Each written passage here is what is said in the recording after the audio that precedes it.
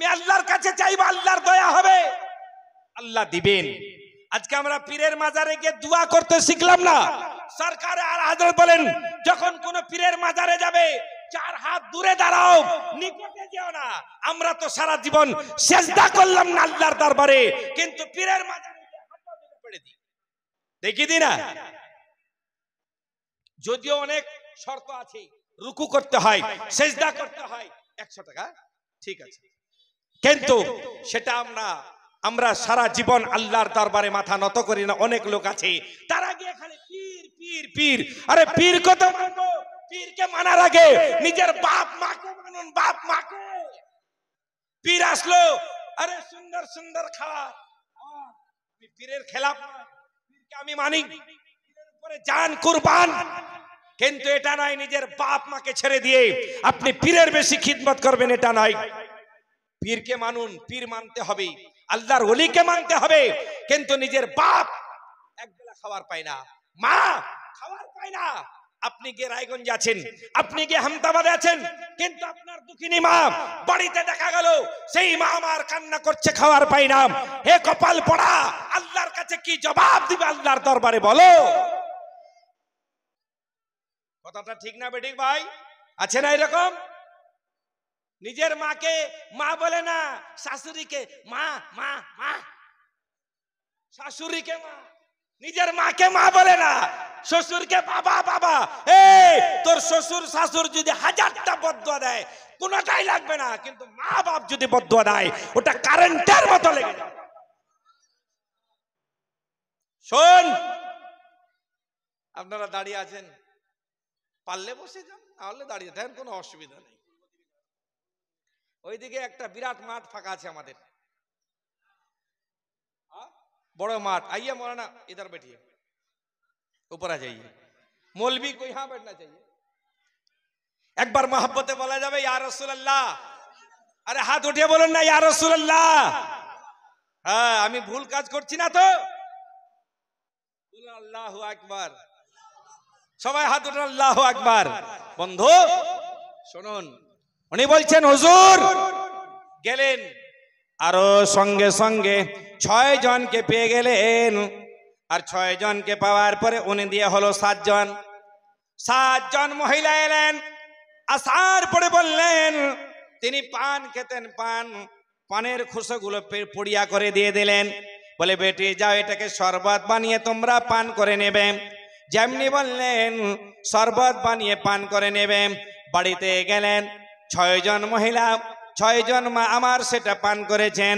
একটি মহিলা তার ঘৃণা জন্মে গেছে, ঘৃণ চলে এসেছে, বলছে এতদিন ধরে স্বামী স্ত্রীতে ওঠা বসা করলাম, বাচ্চা হলো না, একটা পানের খোসা দেওয়ার পরে এর কি বাচ্চা হতে পারে? এটা কোনোদিন হতে পারে না। কিন্তু আল্লাহ ওয়ালা শাহ বুয়ালি কলন্দর রহমাতুল্লাহ আলাই বলেছিলেন, ও বেটিরা বেটিরা, যেদিন তোদের বাচ্চা জন্ম নেবে রে মা, সেই দিন তোমরা সবাই আমার দরবারে চলে আসবে। বাচ্চাগুলো নিয়ে আমার কাছে আসবে। দেখা গেল মুসলমান 6 জনের পেটে বাচ্চা এসেছে, আর একজনের পেটে বাচ্চা নাই। ওই মেয়েটি কি করেছিলেন? ওই মেয়েটি গিয়ে যেতে যেতে একটা পাথরের নিচে পুরিয়াখানাকে দাবিয়ে দিয়েছিলেন। কোথায় দিয়েছিলেন? পাথরের নিচে পুরিয়াখানাকে দাবিয়ে দিলেন। আর দাবিয়ে দেওয়ার পরে তিনি চলে গেলেন।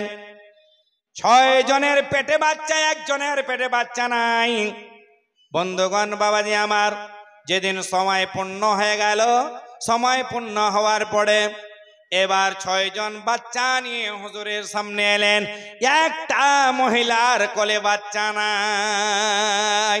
শাহ বুয়ালি কলন্দর রহমাতুল্লাহ আলাইহি বলেন, বেটি তোমার বাচ্চাটা কোথায় বলো? তোমার বাচ্চাকে তুমি কোথায় রেখে দিয়েছ? মেয়েটির চোখ থেকে ঝরঝর করে জল বের হয়, এত কেঁদে যায় যার তুলনা দেওয়া যায় না। আর তিনি ভেঙে পড়েছেন, কথা বলতে পারে না। বলে মা, ও আমার বেটি বলো বলো বলো, তোমার বাচ্চাটা কোথায়? তোমার বাচ্চাকে তুমি কোথায় রেখেছ? বলে হুজুর এরা ওটাকে পান করেছিল, কিন্তু আমি সেটা পান করি নাই। শাহ আবু আলী কলন্দর রহমাতুল্লাহ আলাইহি বলেন, বলো বলো বলো সেটা তুমি কোথায় রেখে দিয়েছ? বলে হুজুর কাকও বলতে পারিনি, লজ্জার চোটে একটা পাথরের নিচে রেখে দিয়েছে। ওই মেয়েটাকে বললেন, ওই মহিলাকে বললেন, মা তুমি যাও যাও যাও, সেই পাথরটা একবার উল্টিয়ে দেখো না, সেই জায়গাতে তোমার বাচ্চা জন্ম নিয়েছে।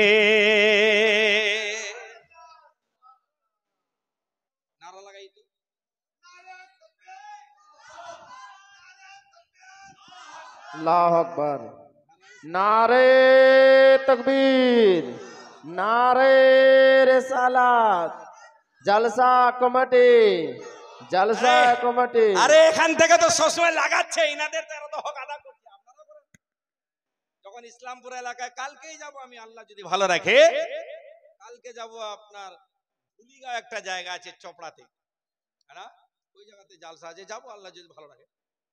ওখানে হুজুর আছেন পীর সাহেব কিবলা আমাদের, কালকে জালসা হবে ওখানে। তো ওখানকার লোকের অভ্যাস হলো মধ্য থেকে উঠে যখন ভালো লাগবে, জোশ আসলো তো লাগালো নাড়া, হিলে গেল। আর আমরা যদি বলে নারাই তাকবীর, নেতার জন্য খুব লাগাতে পারেন। নেতা, আমরা নেতা মানতাম কাকে? যে শিক্ষিত, এটা নেতা। আর সব থেকে বড় নেতা হলো আপনার জামাতের ইমাম। এর উপরে নেতা হয় না কেউ। যে 5 টাইম নামাজ পড়ায়, বিছানাতে আপনি আরাম করছেন, আগে এসে মুয়াজ্জিন আর ইমাম হাজির, আল্লাহু আকবার।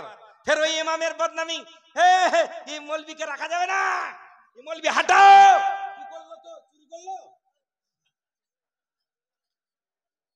দুয়াই করছে মৌলবী, কিন্তু ওই মৌলবীকে হাঁটাতে চাইছে। হ্যাঁ, যে মৌলবী আপনার জন্য দিবারাত্রি এক করে দেয়। মুসলমান শুনুন, এবার বলছে যা বেটি দেখ, পাথরের নিচে চলে গেল, পাথরের কাছে চলে গেল। পাথরটাকে যেমনি পাল্টালো, সঙ্গে সঙ্গে দেখতে পাই একটা সুন্দর বাচ্চা বের হয়ে আসলো। বাচ্চাটাকে নিয়ে এলেন আল্লাহর ওলি শাহ আবু আলী কলন্দর রহমাতুল্লাহ আলাইহি, দোয়া করলেন, আল্লাহ এই 7টা বাচ্চাকে তুমি ওলিয়ে কামিল বানিয়ে দাও। জোরে বলুন না। 7টা বাচ্চা ওলি হয়ে গেলেন, আল্লাহর বন্ধু হয়ে গেলেন। কেন মুসলমান? আমাদের মতো ঢুলমুল ইয়াকিন নয়, তিনাদের ছিলেন আইনাল ইয়াকিন। তিনারা এমন ইয়াকিনওয়ালা ছিলেন, আল্লাহকে ডাকতেন, জানতেন আমরা ইসলাম ধর্মের মানুষ। ইন্নাদ্দীনা ইনদাল্লাহিল ইসলাম। জোরে বলুন না। বুঝা গেল মুসলমান, যদি আল্লাহকে ডেকে নিতে পারেন, ইসলামের ঢাঁচাতে থাকতে পারেন, আপনি এখান থেকে দোয়া করবেন, এই দোয়াটা গোটা বিশ্বের জন্য হয়ে যাবে। গোটা বিশ্বে আমাদের দরকার নেই বন্দুকের দরকার নেই, বোমার দরকার নেই, আসলার দরকার নেই, শুধু মুসলমান হাত তুলে দোয়া করবে, আল্লাহ সেটা কবুল করে নেবে। জোরে বলুন না। সুবহানাল্লাহ। এই জন্য আপনাদের কাছে আবেদন করছিলাম, একটা মাদ্রাসা এখানে শিক্ষা দেওয়া হয় কোরআন। তালিবে ইলম দেখছেন? তালিবে ইলম নাই তো? আরে কথাও তো দেখছে কিনা? পড়িয়ারপুর মাদ্রাসা, আজগরিয়া বিন্দুল মাদ্রাসা, আপনার কয়লাডাঙ্গি মাদ্রাসা, মাদ্রাসা আছে কি নাই? এখানে মারা গেলে ওখানকার ছেলেরা আসে কি আসে না?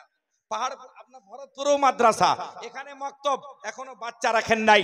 মুসলমান এই বাচ্চাদেরকে বলছে, হ্যালো আমিন সাহেব, গড়বড় করবেন না, দয়া করে বসুন।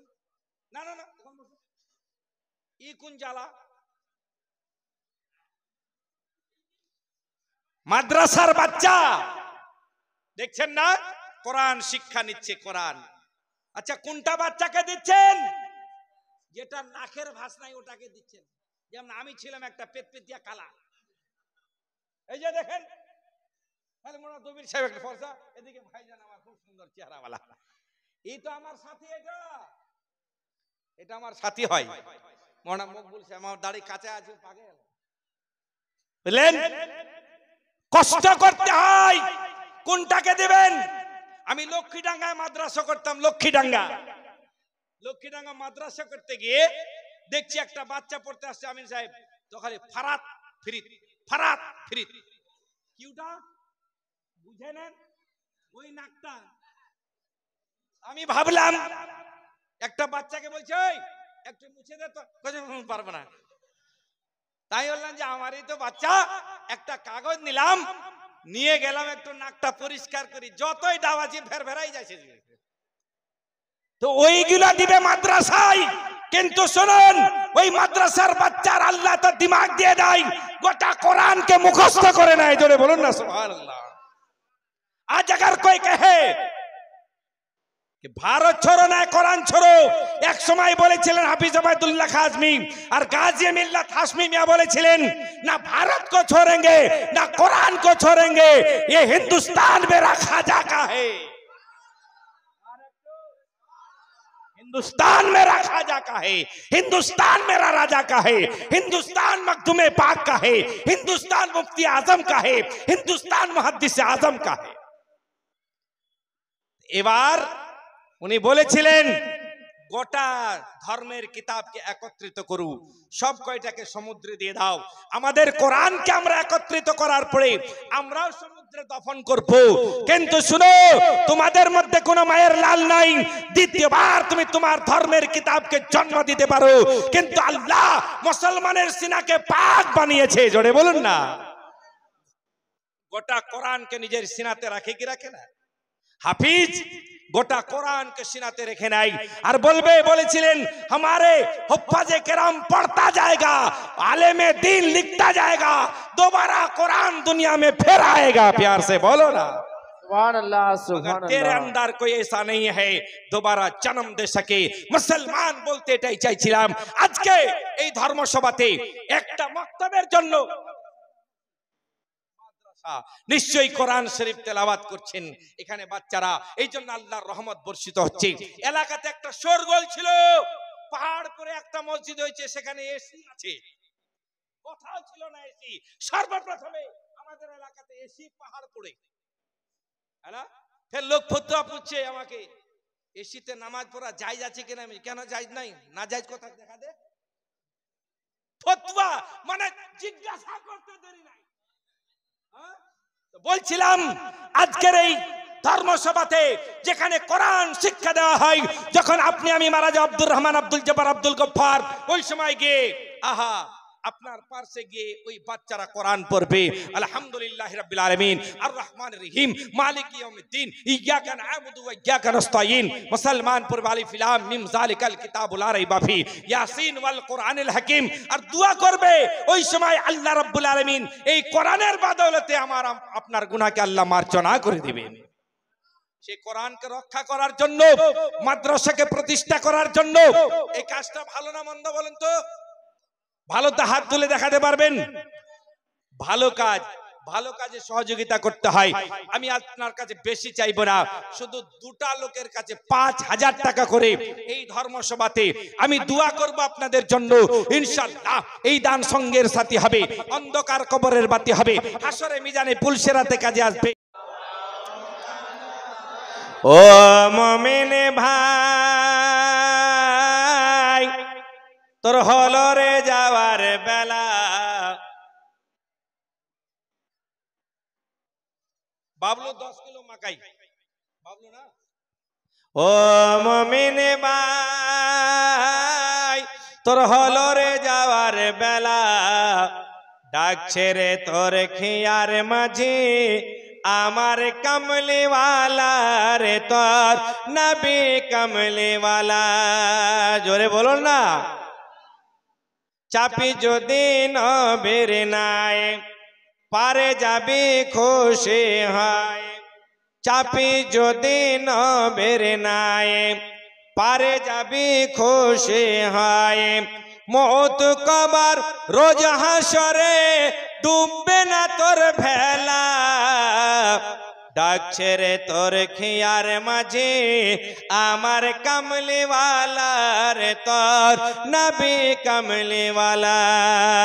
জোরে বলুন না। ও মুমিন ভাই,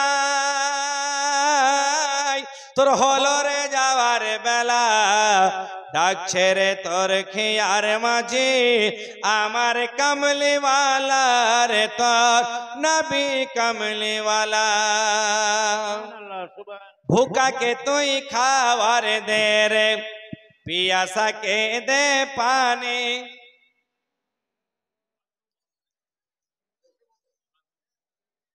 ভুকাকে তুই খাওয়ার দে রে ভুকাকে তুই খাওয়ার দে রে পিয়াসাকে দে পানি সবার সেবা কর রে মুমিন আলে কোরআনের বাণী ইহাই তোমার সঙ্গে যাবে যেদিন ভাঙবে রে তোর খেলা ডাকছে রে তোর খেয়ার মাঝি আমার কামলিওয়ালা রে তোর নবী কামলিওয়ালা সুবহানাল্লাহ দুরূদ সালাম নবীর নাম দুরূদ সালাম নবীর নামে পড়িও ভাই সুবহ শামে এই কথাটি কোরআন পাকে বলেন আল্লাহ তাআলা ডাকছে রে তোর খেয়ার মাঝি আমার কামলিওয়ালা রে তোর নবী কামলিওয়ালা ও মুমিন ভাই তোর হলো রে যাওয়ার বেলা ডাকছে রে তোর খেয়ার মাঝি আমার কামলিওয়ালা রে তোর নবী কামলিওয়ালা